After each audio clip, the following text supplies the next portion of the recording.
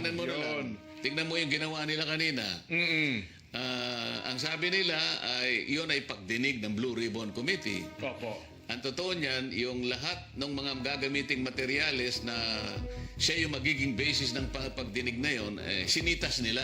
Opo. Magmula doon sa mga naunang mga pangyayari at saka yung mga iba't iba pang mga privileged speeches na patungkol doon sa malaganap at may skandalong flood control projects.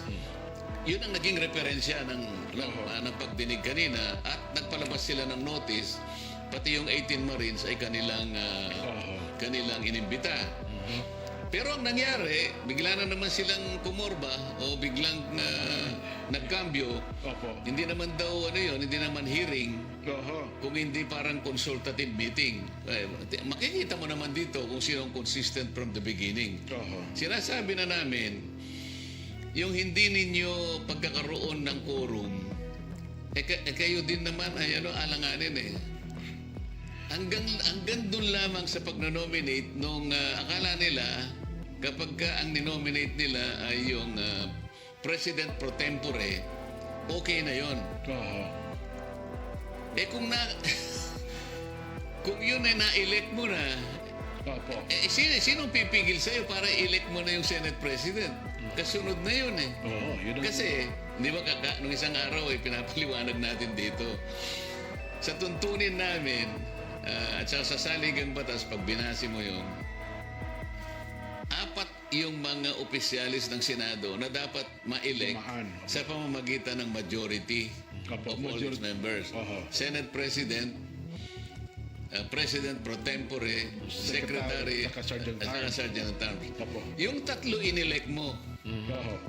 Ba't yung Senate President ay hindi mo inelect? Kung talagang naniniwala kayo na legal ang ginawa ninyo, why did you stop short of electing the Senate President? Hindi pa nila din kinuha lahat, yung 4. Hindi ba? Dito lang, alam mo, i-analyze na lang natin kasi nalilito nga ang taong bayan kasi gamit ng sitas dito, sitas dito. Pero lohika na lang ang gamitin natin. Kung totoo at legitimate ang kanilang ginawa na yung 12 ay binding and legal, kagaya ng sinasabi ng mga great minds agreeing with one another, ba't kayo huminto doon sa Senate President? Bakit hindi nyo pa inelect? Kuya Ben, ang tingin mo ron? Naging de facto nga raw yung president. Nung una, binoto nila Senate President pro tempore. So, assuming... Apat yun Alam nila na dapat ang elect nila, 4 na opisyal ng Senado. Assuming okay na yun. Sa organisasyon kasi, hindi ka makakapag-organize hanggat hindi mo inelect yung 4. Napupunan yung 4 na yun. Bakit hindi nila inelect na rin pati yung Senate President? Kaya nga. Kung legal na rin nung mayorya sila. Hindi naman nila siguro aaminin na hindi legal yung pagkaka-elect na Sergeant at Arms. Natural, paninindigan po yun. Paninindigan nila yung pagkaka-elect ng Secretary. Lalo naman nilang paninindigan yung pagkakahirang ng President pro tempore. Yung isa, ba't di mo ba inelect? Tama naman pala lahat ng direksyon ninyo. Ito yung kaya ganito natin pinapaliwanag. Para na ngayon, yung taong bayan, yung lohika, yun na lang kanya sundan. Pangalawa, bakit nila pinagre-resign si Senate President Alan Cayetano kung hindi nila kinikilala na siya pa ang President? Ang pinakapabuti daw yung gawin ni Alan ay mag-resign na lamang bilang Senate President. Ibig sabihin, alam nila na Senate President pa si Alan Cayetano. Kaya nga nila pinagre-resign So ang ginagamit na lang natin dito, lohika, dahil nagawa nilang linlangin at dayain ng maraming tao dahil nagsama-sama sila na kumo sila yung mga dekano ng mga law schools. Kahit pa paano nga, meron silang napapaniwala at na-influensya. Hindi ba? At lalo ngayon, Sen, sa makabagong teknolohiya, sa pamamagitan ng social media, paulit-ulit hina-hype. Ano kaya, Benny? Ang tawag yun? Pag-hype, Ang ginagawa rin, boosting. Boosting. Binuboost nila yung ganung opinion para mas makarating sa mas maraming tao, Sen. Ganun po.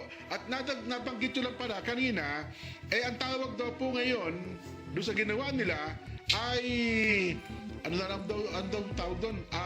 Isa na lamang daw pong pagpupulong at orientation. Consultative meeting. Yon, consultative meeting at isa daw pong organizational briefing. Hindi na po BRC investigation pala ang nangyari na yon. Mamaya, pag-usapan natin ang nakalulungkot na pahayag ng mga senador at ito'y sinusugan pa ng mismong tagapagsalita ng AFP at ng Philippine Marines na para bagang minamaliit nila, binababa ng husto ito hong 18 dating sundalo. Yeah. Mamaya po, balikan natin yan, ha? Kayo po ba'y maglalakbay sa pamamagitan ng ating mga sasakyang pandagat? May paalaala po ang PPA, panoorin po natin ito.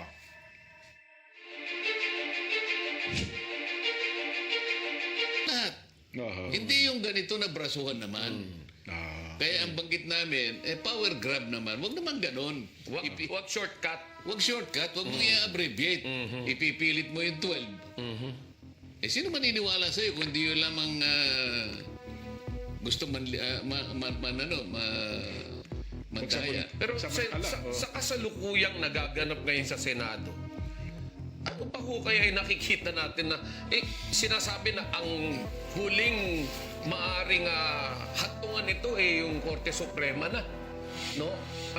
Yung grupo po ng Cayetano, wala po bang Hindi, ang nagsuggest ng Korte Suprema yung dating presidente ng Senado, yung kaibigan ni Jen. Sino po yun? Yung kaibigan mo taga Iloilo. Si Toto Franklin Delonto. Nakagit niya ako. Kasi matuwa ko yan mo. Di ba? Opo, kababayan ko yan. Opo. Baligtad Nag-power grab kayo, alam mo namang illegal ang ginawa mo. Okay? Si Alan Cayetano, wala siyang dapat gawin kasi siya yung legal Legal Bakit si Alan Cayetano ang pupunta sa Korte Suprema? Kayo pupunta sa Korte Suprema, patunayan ninyo Na sila ang totoo. na ang ginawa nyo yung totoo. Alan Cayetano doesn't have to do anything.